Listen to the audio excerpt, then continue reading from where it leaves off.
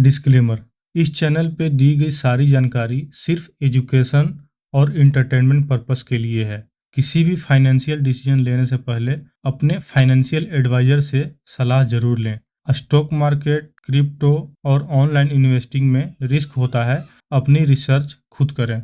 Hello दोस्तों, आज हम एक बहुत बड़ी खबर पर चर्चा करने जा रहे हैं। रिलायंस जियो ने अपना पहला क्रिप्टो टोकन जियो कॉइन पॉलीगॉन ब्लॉकचेन पर टेस्ट करना शुरू कर दिया है। यह खबर अभी तक ऑफिशियली अनाउंस नहीं हुआ है, लेकिन ब्लॉकचेन डेटा और डेवलपर के थ्रू यह सामने आई है।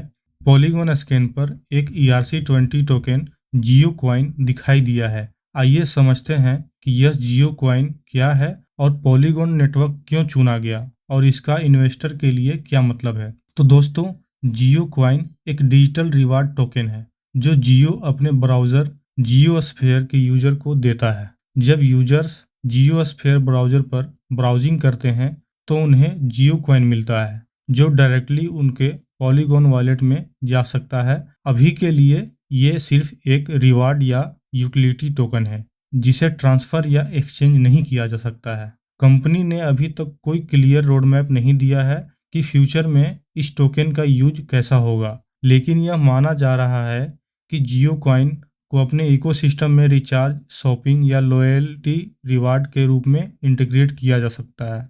तो दोस्तों, जियो कॉइन के लिए पॉलीगॉन नेटवर्क ही क्यों चुना गया?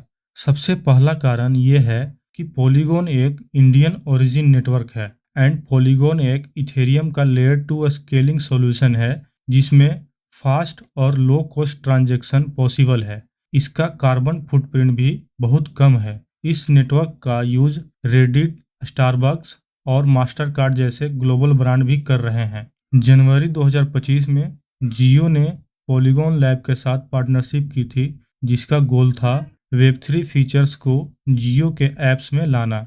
जियो के CEO किरण थॉमस ने इस पार्टनरशिप को एक डिजिटल एक्सीलेंस की तरफ बड़ा कदम कहा था। दोस्तों, पॉलीगॉन स्कैन पर जियो कॉइन नाम से एक ERC20 टोकन दिखाई दिया है। यह टोकन अभी टेस्ट फेज में है जिसका सप्लाई नंबर बार बार बदल रहा है। ऑफिशियली अनाउंसमेंट नहीं होने के कारण अभी इस टोकन पर स्पेकुलेशन हो रहा है। अक्टूबर 2025 में जियो ने एप्टोस ब्लॉकचेन के साथ भी एक रिवार्ड पायलट लॉन्च किया था। चलिए समझते हैं जियो और इंडिया के लिए स्ट्रेटेजिक इंपॉर्टेंस क्या है। जियो कॉइन से जियो अपने डिजिटल इकोसिस्टम को मजबूत बनाएगा। इस टोकन के जरिए Web3 based reward system develop किया जा सकता है जिससे यूजर इंगेजमेंट बढ़ेगा। अगर यह सक्सेसफुल होता है तो जियो इंडिया की पहली टेलीकॉम कंपनी बनेगी जो ब्लॉकचेन बेस्ड लॉयल्टी सिस्टम ला रही है। इससे कंपटीटर भी मोटिवेट होंगे और overall India crypto ecosystem grow करेगा। पॉलीगॉन जैसे इंडियन ओरिजिन नेटवर्क का चुनाव भी एक स्मार्ट स्ट्रेटेजिक मूव है। तो दोस्तों, जियो कॉइन फ्यूचर में एक्सचेंजेबल बन गया तो यह एक हाई पोटेंशियल एसेट हो सकता है। 450 मिलियन जियो यूजर्स के साथ मास एडॉप्शन का स्कोप बहुत बड़ा है। इससे पॉलीगॉन नेटवर्क की यूजेस भी बढ़ेगी जिसका फायदा पॉलीगॉन टोकन होल्डर्स को भी होगा।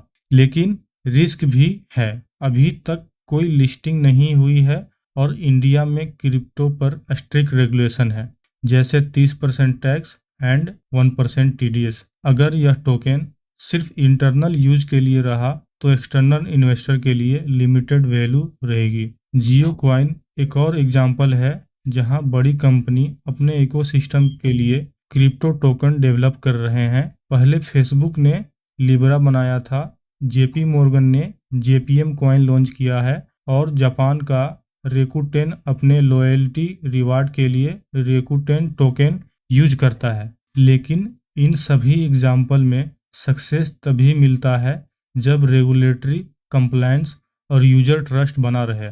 जियो के पास इंफ्रास्ट्रक्चर और यूजर बेस दोनों हैं। अगर ट्रांसपेरेंसी मेंटेन की गई तो यह टोकन एक लैंडमार्क बन सकता है। तो दोस्तों, रिलायंस जियो का जियो कॉइन पॉलीगॉन ब्लॉकचेन पर टेस्ट होना एक बहुत बड़ा डेवलपमेंट है।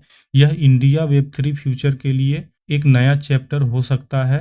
आपको क्या लगता है, क्या जियो कॉइन एक सक्सेसफुल कॉर्पोरेट क्रिप्टो बनेगा या सिर्फ एक एक्सपेरिमेंट रहेगा? कमेंट करके ज़रूर बताएं। वीडियो पसंद आए तो लाइक करें, चैनल को सब्सक्राइब करें और बेल आइकन दबाएं ताकि आपको फ्यूचर अपडेट्स तुरंत मिल सके। धन्यवाद।